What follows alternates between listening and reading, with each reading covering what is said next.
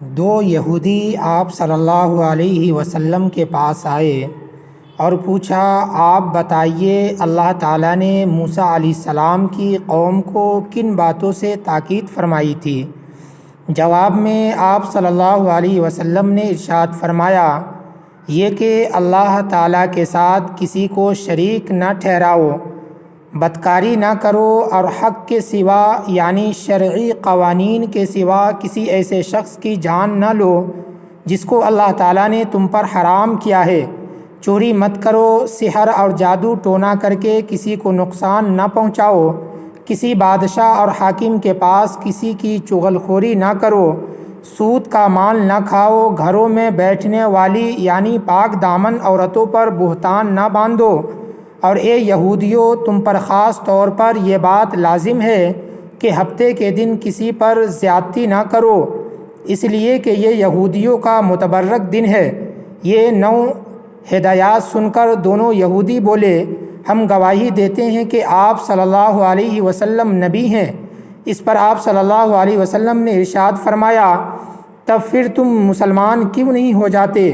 انہوں نے جواب دیا، ہمیں ڈر ہے اگر ہم مسلمان ہو گئے تو یہودی ہمیں قتل کر ڈالیں گے۔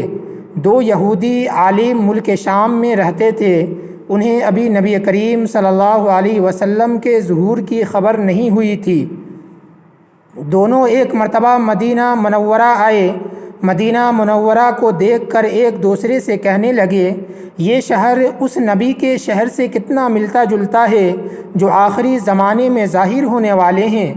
اس کے کچھ دیر کے بعد انہیں پتہ چلا کہ حضرت صلی اللہ علیہ وسلم کا ظہور ہو چکا ہے اور آپ صلی اللہ علیہ وسلم مکہ معظمہ سے ہجرت کر کے اس شہر یعنی مدینہ منورہ میں آ چکے ہیں۔ یہ خبر ملنے پر دونوں آپ صلی اللہ علیہ وسلم کی خدمت میں حاضر ہوئے۔ انہوں نے کہا، ہم آپ سے ایک سوال پوچھنا چاہتے ہیں، اگر آپ نے جواب دے دیا تو ہم آپ پر ایمان لے آئیں گے۔ آپ صلی اللہ علیہ وسلم نے ارشاد فرمایا، پوچھو کیا پوچھنا چاہتے ہو؟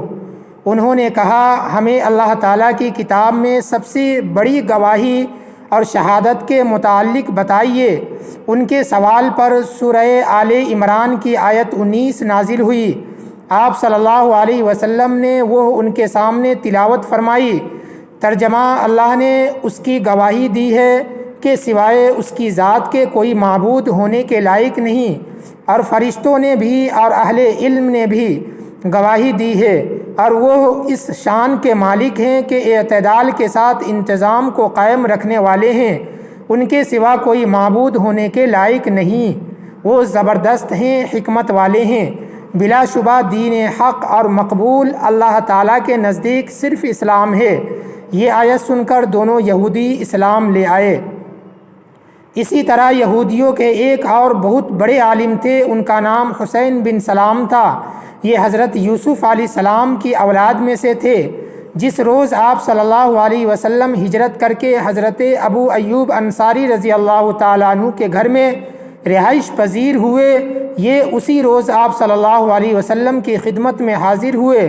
جو ہی انہوں نے آپ صلی اللہ علیہ وسلم کا چہرہ مبارک دیکھا، فوراً سمجھ گئے کہ یہ چہرہ کسی جھوٹے کا نہیں ہو سکتا۔ پھر جب انہوں نے آپ صلی اللہ علیہ وسلم کا کلام سنا تو فوراً پکار اٹھے، میں گواہی دیتا ہوں کہ آپ سچے ہیں اور سچائی لے کر آئے ہیں۔